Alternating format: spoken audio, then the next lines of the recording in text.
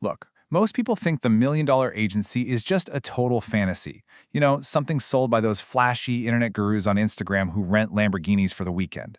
Well, I'm here to tell you it is not a myth. But it's also absolutely not what those guys are selling you. In this explainer, we are completely dismantling the hype. We're throwing out the fluff, and we are going to look purely at the hard data to see what building a $1 million agency actually takes in the real world.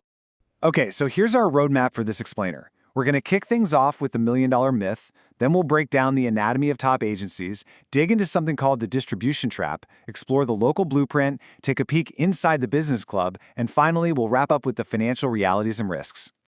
All right, let's jump right into section 1, the $1 million myth. Let's separate the fact from the fiction. Now, there is a literal night and day difference between the overnight success you see peddled online and the legitimate reality of the actual marketing economy. I mean, the guru myth relies entirely on flash, right? It's all Instagram hype and zero actual business structure. But the industry reality? It's about solid, active, sustainable income built on focused execution. We're talking about building a real, tangible asset, not some get-rich-quick scheme. And just to put the sheer size of this reality into perspective for a second, the U.S. marketing services market hit an astonishing $182 billion in 2025. That is billion with a B. So we have to understand, this isn't just some tiny, crowded little niche. It's a massive, booming economy supporting over 41,000 active agencies right now. The pie is absolutely gigantic. Let's move on to section 2, anatomy of top agencies. We need to look under the hood at the actual model. So here is a fascinating piece of data. The fastest growing agencies aren't actually the biggest ones, they're the most focused. Think about this. If you run a generalist agency, trying to be everything to everyone, you average about $163,000 in revenue per employee. You'd need about 6 to 7 people to hit $1 million. But specialists? The agencies that pick a lane, they average over $250,000 per employee. You can hit that exact same $1 million mark with as few as 4 people. It's all about high output and low headcount. And this strategy translates directly to your bottom line. The numbers show that agencies with over 70% retainer revenue achieve 5 to 8% higher profit margins than project-heavy shops. And the craziest part? That gap widens every single year. Top performers routinely hit 25 to 30% profit margins. That means on $1 million in revenue, you are yielding up to $250,000. $250,000 in pure owner profit. Which brings us right into section 3, the distribution trap, the incredibly hard part of finding clients.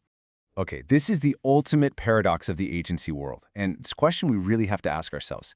If the market is worth a staggering $182 billion, why are so many agency owners constantly stressed out, sweating over where their next client is coming from? Well, the reality is only 14% of agencies describe their sales pipeline as very healthy, which points to a massive structural roadblock that breaks most operators before they even really get going. You see, the problem is almost never your actual service quality. Honestly, you probably do great work, but nearly 70% of agency leaders identify new business sales as their single hardest challenge. The core problem here is distribution. It's finding consistent, qualified clients at scale month after month. If you solve the delivery side without solving the distribution side, you've basically built an incredibly efficient engine, but you have absolutely no fuel to run it. Let's look at a solution in section 4, the local blueprint. This is the city-by-city model. As I mentioned earlier, generalist positioning is practically dead. Traditional services like web development recently dropped from 75% to 69% of agency offerings, and web design dropped from 73% to 67%. Meanwhile, AI integration and local business services are climbing rapidly. But here's the crazy thing. The local small and medium business market, the plumber, the dentist, the HVAC guy, they remain the most underserved segment out there. Providing them with enterprise-level customer acquisition systems at a price that actually makes sense for them is where the real opportunity is sitting right now. Innovative models are attacking this exact opportunity from a completely different angle. I love this concept. Think about this quote. McDonald's didn't build a hamburger company. They built a real estate company. The Business Club USA works the same way. This perfectly captures a massive paradigm shift. Instead of just out there selling typical marketing services, you are essentially operating digital infrastructure. The local memberships pay the operating cost, and the territories themselves become the long-term asset that you actually keep. All right, let's unpack that further in section 5, Inside the Business Club, we're going to look at the economic engine.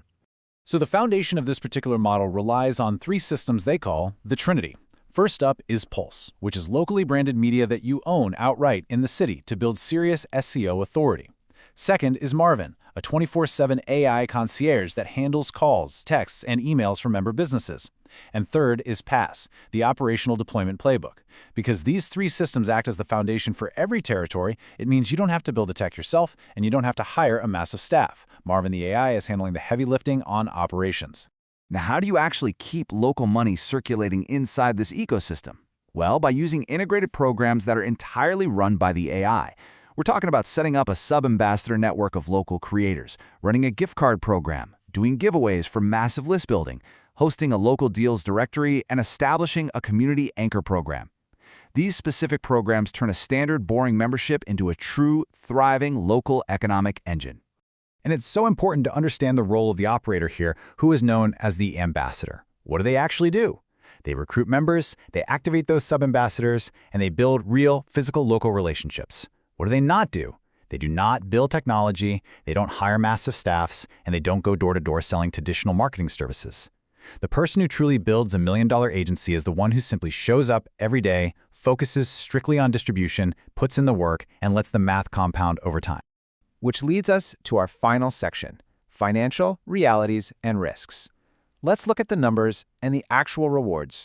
This model is engineered with multiple compounding revenue layers. Layer 1 is the initial license fee. Layer 2 is the membership recurring revenue, and here's the kicker, the ambassador keeps 90% of that. Layer 3 is the economic engine revenue generated from the events and gift cards we talked about. And Layer 4 is territory intelligence, which is essentially the proprietary local data asset you are building. This means your recurring memberships, they are just the baseline of your territory's overall long-term value. Just look at the compounding math of recurring retainer revenue when you finally have distribution solved. If we follow an aggressive growth ramp on just that membership layer alone, Year 1, with only 30 members, hits roughly $200,000 cumulative. Year 2, growing to 60 members, jumps to $840,000. And by Year 3, hitting 100 members, pushes that cumulative number to $1.85 million. This is exactly what happens when you run lean and you don't inflate your headcount. Now, of course, entering an ecosystem like this requires capital. Specifically, it requires a one-time, non-refundable city-level license fee of $19,700. What this does is create a highly exclusive single-operator territory, literally one city, one ambassador. It guarantees that the person operating that local market has real skin in the game and is deeply, deeply invested in the outcome. So this leaves us with an incredibly important question to ponder today. Are you going to continue fighting the distribution trap, constantly scraping by, stressing about that next client, or are you ready to actually own the infrastructure of your local economy?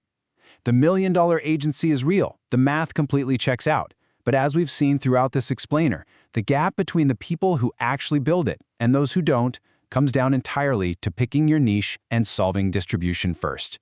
Now, to close this out and be completely transparent with you all, the figures presented in this explainer are sourced from publicly available industry research. This includes data from Promethean Research 2026, the HubSpot Agency Pricing Report 2025, the Databox 2025 survey, SparkToro's 2025 survey, RSW/US, and Revenue Memo Agency statistics. These numbers represent industry benchmarks and averages. They are absolutely not guarantees of income or future business performance. And one last, very important thing before we wrap up. Operating a territory and building an agency involves significant risk. Your individual results will vary based on market conditions, your client retention, your service quality, pricing, and quite frankly, your own work ethic. Passive owners absolutely do not make this work. The blueprint is right here in the numbers, but the question remains, are you going to keep chasing the next fleeting trend, or are you finally ready to execute and build the infrastructure of your city?